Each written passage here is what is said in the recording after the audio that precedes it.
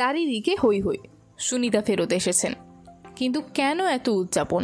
তাদের ফেরত না আসাটাই কি লুকিয়েছিল কোনো ষড়যন্ত্র? কি হয়েছিল 2024 জুন মাসে যে তখন থেকে আটকে থাকেন ভারতীয় বংশোদ্ভূত সুনিতা? এলন মাস্কই বা কিভাবে এলেন এই গল্পে? আসল ঘটনা কি এর পেছনে? চলুন তাহলে আপনাদের বলি সত্যি কি কি ঘটল। 2024 সালের 5ই জুন কেপ ক্যানাভেরালের উৎক্ষেপণ কেন্দ্র থেকে বোয়িংয়ের স্টারলাইনার নামে একটি মহাকাশযান যাত্রা করে আন্তর্জাতিক মহাকাশ স্টেশনের উদ্দেশ্যে। এতে ছিলেন ভারতীয় বংশোদ্ভূত আমেরিকান মহাকাশচারী সুনিতা উইলিয়ামস এবং অভিজ্ঞ সহকর্মী বুচ উইলমোর। এরা কারা, কি এদের ইতিহাস? একজনকে হয়তো অনেকেই এখন চিনি, তিনি আমাদের সুনিতা। সে বেড়ে উঠেছিলেন যুক্তরাষ্ট্রের ওহাইওর ছোট্ট শহরে, আরেকজন টেনেসির পাহাড়ি অঞ্চলে।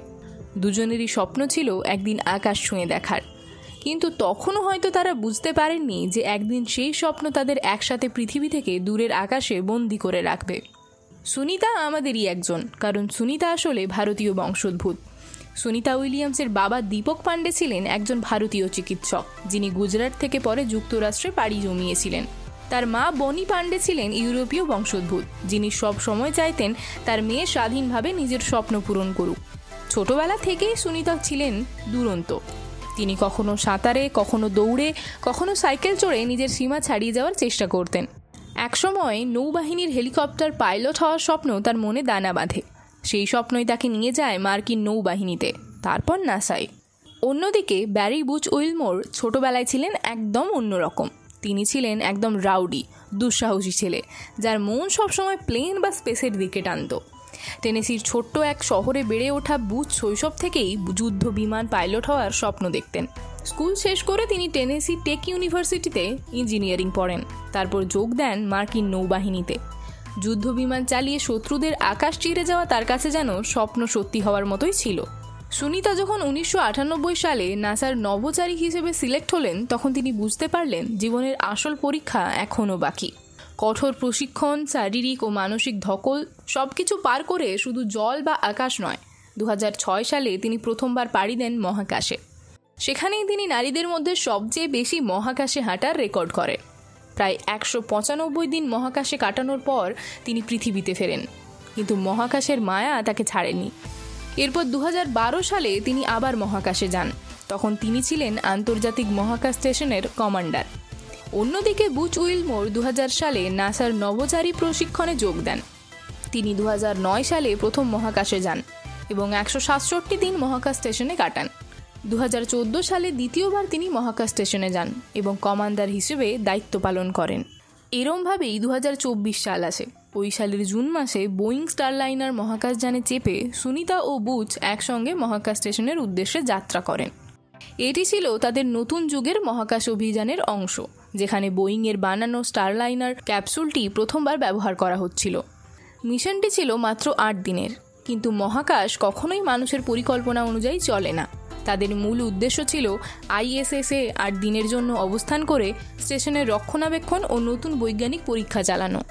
প্রথম কয়েকদিন সব ঠিকঠাক চলছিল, কিন্তু হঠাৎ একটি গুরুতর যান্ত্রিক ত্রুটি সবকিছু ওলটপালট করে দিল। মিশনের চতুর্থ দিন 9 জুন হঠাৎ মিশন কন্ট্রোল থেকে সতর্কবার্তা আসে স্টারলাইনারের জ্বালানি সরবরাহ ব্যবস্থায় লিক হয়েছে। মিশন চলাকালীনই স্টারলাইনারের সাথে কিছু প্রযুক্তিগত ত্রুটিও দেখা দেয়।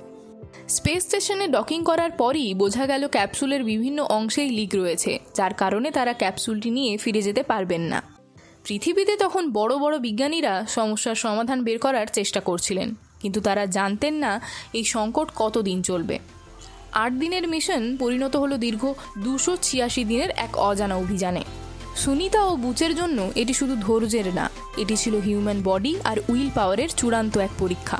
প্রথম দিকে তারা মহাকাশ স্টেশনের রেগুলারের রিসার্চের কাজে মনোযোগ দেন। সুনিতা নিজে একজন দক্ষ ইঞ্জিনিয়ার, তাই তিনি মহাকাশ স্টেশনের যন্ত্রাংশ মেরামতের কাজেই ব্যস্ত থাকতেন। বুচ ছিলেন সামরিক প্রশিক্ষণপ্রাপ্ত, তাই তিনি শৃঙ্খলা বজায় রাখার জন্য মহাকাশ স্টেশনের দৈনন্দিন কাজে লিড দিচ্ছিলেন। কিন্তু কোথাও গিয়ে হয়তো তারা এও জানতেন এটি আর নিরাপদে পৃথিবীতে ফিরে আসতে পারবে না। আবার ঘনিয়ে এলো বিপদ। জ্বালানি লিকের কারণে মহাকাশযানের থ্রাস্টার ঠিকমতো কাজ করছিল না। তারপর অটোমেটিক সিস্টেম খারাপ হয়ে গেল। পৃথিবীতে ফেরার জন্য প্রয়োজনীয় রি এন্টারিং সিস্টেমও কাজ করছিল না। এই অবস্থায় সুনিতা ও বুচকে আইএসএসে থাকতে বলা হয় যতক্ষণ না সমস্যার সমাধান করা যায়। কিন্তু তখনও কেউ বুঝতে পারেনি 8 দিনের সফর এইভাবে 9 মাসের রূপ নেবে। একসময় তারাও হাল ছেড়ে দিতে থাকে। পৃথিবীর লোকরা হয়তো ভাবেন, না আর দেখতে পারবে না, তাদের সুনিতা ও বুচ হয়তো ফিরবে না। তাদের পরিবার যদিও এসব মানতে নারাজ, তারা আশায় ভর করে সাহস নিয়ে বিশ্বাস করছিল ফেরত তাদের আসতেই হবে। বিজ্ঞানীরা চিন্তিত, কি হবে ওদের, কি করে তাদের ফেরত আনা যায়। দেখতে দেখতে মাস পেরিয়ে যাচ্ছে, কিন্তু বলে না, ঢেকি স্বর্গে গিয়েও ধানই ভাঙে। বন্দিদশায় তারা হতাশ না হয়ে কাজ চালিয়ে যান। এই জন্যই হয়তো সুনিতাই আটকে পড়ে ভয় পাওয়ার সময় নেই তার। তিনি চালু করলেন রিসার্চ। তার প্রথম বিষয় হলো মানবদেহের ওপর মহাকাশের দীর্ঘস্থায়ী প্রভাব। তারা নিজের শরীরের পরিবর্তন পর্যবেক্ষণ করেন, উচ্চতা বৃদ্ধি, পেশি দুর্বলতা, মাইক্রোগ্র্যাভিটির কারণে ভারসাম্য হারানো। এমনকি নাসার গবেষকদের সাহায্য করতে শরীরের পরিবর্তনের ডাটা পাঠান। এরপরে চালু করলেন মহাকাশে খাদ্য উৎপাদন নিয়ে গবেষণা। তারা বিশেষভাবে ডিজাইন করা চেম্বারে শাকসবজি ও গমের চারা বড় করার পরীক্ষা চালান। এমনি এত কিছু করছিলেন না তারা। মঙ্গলের মিশনের জন্য এই গবেষণা অত্যন্ত গুরুত্বপূর্ণ। স্পেস ওয়াক ও স্টেশনের রক্ষণাবেক্ষণের জন্য বেশ কিছু ডেটা পাঠান পৃথিবীতে। তারা নতুন প্রযুক্তি পরীক্ষা করেন, কিছু যন্ত্রাংশ বদলান এবং স্টেশনের ক্ষতিগ্রস্ত অংশ মেরামত করেন। তবে তাদের মানসিক চাপ বাড়ছিল, কারণ মহাকাশে একটানা 9 মাস কাটানো অত্যন্ত ক্লান্তিকর ও মানসিকভাবে চ্যালেঞ্জিং। পরিবার, পৃথিবীর মাটি, বাতাস সবকিছু মিস করছিলেন তারা, কিন্তু তবুও জীবন কাটছিল সুন্দরভাবে। জিম করছিলেন, সাইকেলিং, জগিং, আরও বিভিন্ন রকমের ফ্রি হ্যান্ড কার্ডিওতে ব্যস্ত থেকে নিজেদের শরীরচর্চা যেমন করছিলেন সেভাবেই কাটাচ্ছিলেন সময়ও। সুনিতারা মহাকাশে আটকে ছিল, তারা আশাও হারিয়ে ফেলেছিল। কিন্তু এলন মাস্ক তার বিশাল স্পেসএক্স এম্পায়ারের শক্তি দিয়ে এই বিপদে পড়া বিজ্ঞানীদের সাহায্য করার সিদ্ধান্ত নেন। প্রথমে মাস্ক তার দলকে মিশন পরিকল্পনা করতে নির্দেশ দেন। স্পেসএক্সের রকেট যেমন ফ্যালকন হেভি, যেগুলি অত্যন্ত শক্তিশালী এবং লোড বহনে সক্ষম, সেগুলোর সাহায্যে সুনিতাদের উদ্ধার করা সম্ভব ছিল। সেক্ষেত্রে সমস্যাও ছিল প্রচুর। এলন মাস্কের দল স্পেসএক্সের সর্বাধুনিক প্রযুক্তি ব্যবহার করে মহাকাশযান এবং প্রয়োজনীয় সরঞ্জাম তৈরি করে। বিশেষ রোবট এবং অটোনোমাস সিস্টেমের মাধ্যমে উদ্ধারকারী দল সুনিতারা ও তার সহকর্মীর কাছে পৌঁছতে সক্ষম হয়। এলন মাস্কের লিড নিয়ে আসে এক সেরা জিনিস, ড্রাগন। স্পেসএক্সের ড্রাগন হল নাসার জন্য নির্মিত পুনঃব্যবহারযোগ্য মহাকাশযান, যা পৃথিবী ও আইএসএসের মধ্যে কার্গো এবং মহাকাশচারীদের পরিবহন করে। ড্রাগন ক্যাপসুল পৃথিবীর কক্ষপথে প্রবেশ করে স্বয়ংক্রিয়ভাবে আইএসএসের সাথে ডক করতে পারবে। এটি 8 জন পর্যন্ত যাত্রী বহন করতে পারে এবং পৃথিবীতে ফিরে আসার পর প্যারাসুট ব্যবহার করে নিরাপদে অবতরণ করে। কিন্তু কিভাবে পাঠানো হবে এই ড্রাগনকে? অত ওপরে পাঠানোর জন্য নতুন পরিকল্পনা লাগবে, যা হবে 100% সফল। ভুলের সম্ভাবনা থাকলে হবে না।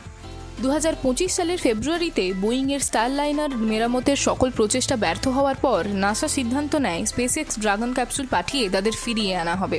ড্রাগনের উদ্ধার মিশন 2025 সালের 18 March SpaceX Dragon rescue capsule আইএসএসে পৌঁছায়।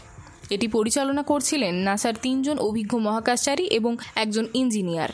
তারা সুনিতা ও বুচকে ক্যাপসুলে উঠিয়ে নেন এবং সমস্ত প্রয়োজনীয় চেকিং করেন। এরপর 19 মার্চ ড্রাগন ক্যাপসুল আইএসএস থেকে বিচ্ছিন্ন হয়ে পৃথিবীর কক্ষপথে প্রবেশ করে। ড্রাগন ক্যাপসুল পুনঃপ্রবেশের সময় তাপরোধী ঢাল ব্যবহার করে জ্বলন্ত বায়ুমণ্ডলে প্রবেশ করে। এটি একটি সুনির্দিষ্ট গতিপথে নেমে ফ্লোরিডার উপকূলে সফলভাবে অবতরণ করে। সুনিতা উইলিয়ামস এবং বুচ উইলমোরের দীর্ঘ মহাকাশ যাত্রা শেষে তাদের সফলভাবে পৃথিবীতে ফিরে আসা এক গুরুত্বপূর্ণ অধ্যায় হয়ে দাঁড়ায় মহাকাশ অভিযানের ইতিহাসে। স্পেসএক্সের রকেট এবং ক্যাপসুল ব্যবহারের মাধ্যমে তাদের অবতরণের জন্য একটি সুনির্দিষ্ট পরিকল্পনা গ্রহণ করা হয়েছিল। ক্যাপসুলটির অবতরণকে ধীর করার জন্য প্যারাসুট ব্যবহৃত হয়, যা ক্যাপসুলের গতি কমাতে সহায়তা করে এবং এটি নিরাপদে পৃথিবীর পৃষ্ঠে আছড়ে পড়ে। অবতরণের পর মার্কিন নৌবাহিনী দ্রুত তাদের উদ্ধার করে এবং স্পেসএক্সের মেডিকেল টিম সেখানে উপস্থিত ছিল। নাসার বিশেষ মেডিকেল টিম তাদের স্বাস্থ্যের প্রাথমিক পরীক্ষা চালায়, যাতে নিশ্চিত হওয়া যায় যে তাদের শরীরে কোনো গুরুতর আঘাত বা স্বাস্থ্যগত সমস্যা হয়নি। দীর্ঘ সময় মহাকাশে থাকার কারণে সুনিতা এবং বুচের দেহে বেশ কিছু শারীরিক পরিবর্তন দেখা দেয়। মহাকাশে মাধ্যাকর্ষণের অভাবের কারণে তারা সাময়িকভাবে কয়েক ইঞ্চি লম্বা হয়ে গিয়েছিলেন।